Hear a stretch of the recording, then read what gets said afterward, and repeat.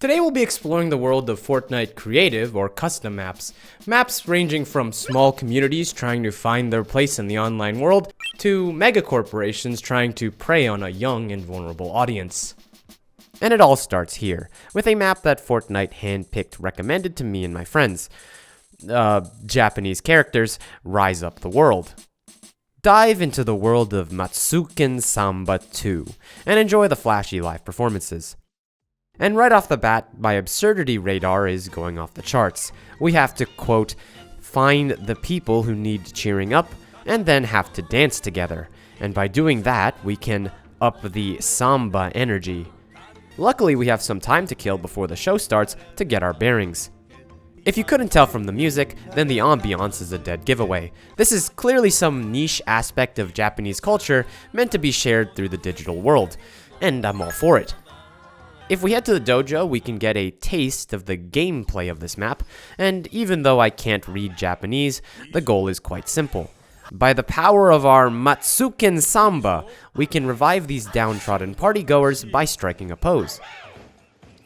There are also cosmetics, so you can really live up the Matsuken Samba fanfare experience, ranging from head to hanabi. So with mere minutes before the show, I go to buy a festival fan and find my seat. And oh boy, here we go.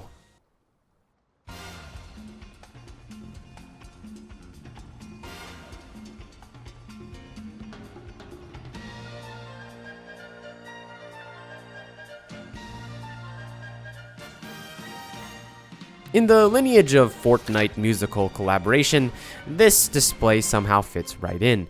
But in the world of the delightfully absurd, no one can quite do it like the Japanese.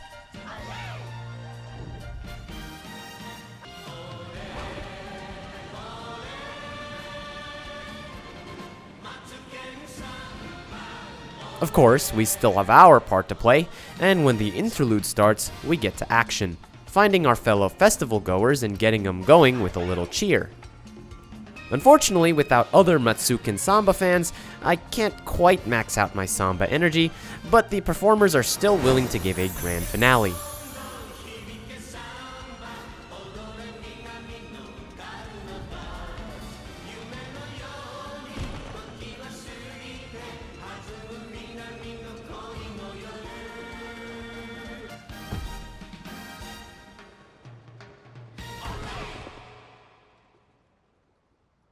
Before I leave, I buy one last souvenir to go, and make sure to cement my memories, if the bright flashing lights aren't seared in there already.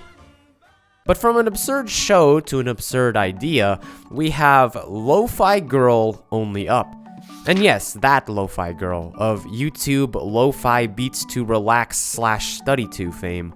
But it only gets more confusing as a quick read of the description reveals that this map is an official collaboration between Loi Girl, Nvidia, and Asus. You know, those computer part selling mega corporations. All on the backdrop of a look-alike game of Only Up. Load up and get treated to a 3D recreation of the Loi Girl room with a sneak peek of the Only Up climb. But jumping into the laptop reveals the secret, massive advertisement for Nvidia and Asus. I mean, they have a custom engraved Loi Girl computer case. And who could forget the slogan that spurned a million Wall Street investors: build, battle, and win, Fortnite with Asus. The map itself plays like a very fancy death run parkour map with a digital flair. But every so often, Nvidia will butt in with a cool graphics processing fact like global illumination adds additional bounced light, or how RTX allows for super realistic reflections, though I'm not really seeing it. Okay, maybe I can see where they're coming from.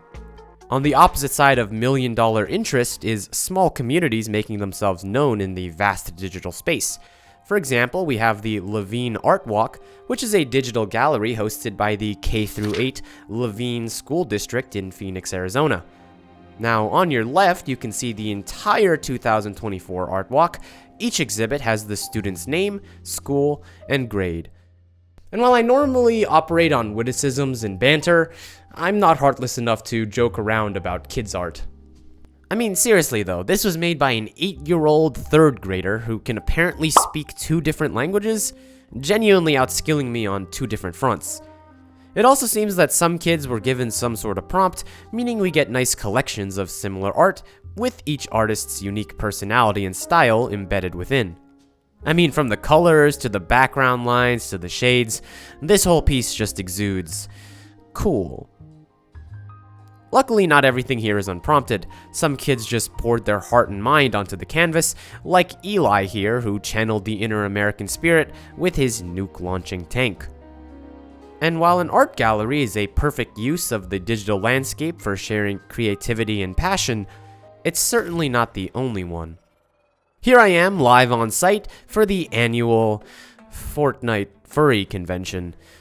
Of course, I had to dress up a bit to get an invite. Unfortunately, at the time, there were no events going on, so I just toured the grounds a bit. To be fair, it's more convention center than furry, with the only real tidbits being the occasional oversized animal stuffies and various animal-themed decorations. There was this club room with holographic dancing furry skins, and when I interacted with it, it literally became me. And I couldn't turn it off. And while I'm brave enough to infiltrate the furry territory, no amount of money could get me to check out the behind the Furry Convention gas station bathroom. But if you like the video and we get to 10,000, I'm still not going. Speaking of social gathering, another huge part of the community-driven maps and servers is role-playing, so I headed down to the nearest club. Now, part of me was worried because Fortnite, you know, is mostly kids, and unfortunately my first impressions weren't very good. First off, we get a voice chat classic, the guy playing music that's too bitrate limited to sound any good. Then that very same guy starts to aggressively check me out, which, you know, it's a club. He even offers me some drinks, though the money I think would be better spent upgrading the Xbox microphone. Anyway, I walk off to look at more of the party people, most of whom are just hanging out, and I'm not gonna judge them for that. But I am gonna judge these 2 E-daters, her listener and his yapper. Come on now, get a Discord room, you two. I can just see the matching profile pictures from here. Another thing, you can mark yourself based on relationship status, but it probably won't stop people from aggressively staring. Now, there is a hotel in this club if you want a quieter place to hang out, though the room itself is missing some essentials, like, you know, a bed. But that's when I see some very questionable things going on in the chat, and as to not incriminate myself, I decide that I've seen enough of this club. Next up, we have a bit of a weird one. Given that you're watching this on YouTube, chances are you've seen at least one Mr. Beast video, or at the very least one of his thumbnails before. And here in the zombie category, you can find a bunch of creators quite literally recreating carbon copies of his popular thumbnails. And it's not even one guy, it's a bit of an epidemic here. Now, to be fair, these aren't stolen images, but rather very faithful recreations.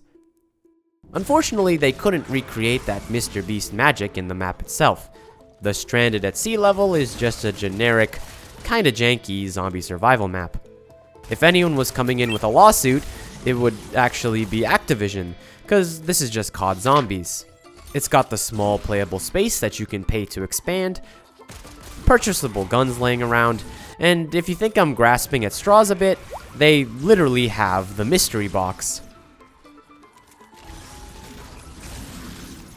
In fact, the clickbait rabbit hole goes much, much further, with even popular mobile game ads being used as inspiration. Unfortunately, just like the mobile games they originate from, it's mostly just eye candy. You can see that video here, by the way. Lastly, let's talk about Tycoon games. These are a very popular game type. You can pretty much find any flavor that you'd like. They more or less all play like cookie clicker idle style games. There's some sort of resource that you need to stack up, and you need to do it by generating the resource yourself, or by buying magical machines to do it for you. Basically, it's a chill, slow burn, bigger and bigger numbers type game meant to get your dopamine flowing. So when I came across Rampage Tycoon, which claims to be the, quote, most chaotic tycoon ever, there is no safe place, I knew I had to check it out. But when we load, we are presented with a vast, empty, open space. But I know well and good that this peace won't last. It starts with a small checkpoint and a handful of roving zombies. Then we start crowding the place with some vehicles that are entirely for decoration. But then the fun begins. We get a squad of soldiers to join us in the fray, adding to the chaos and clutter. But soon enough, we are warned of an incoming monster.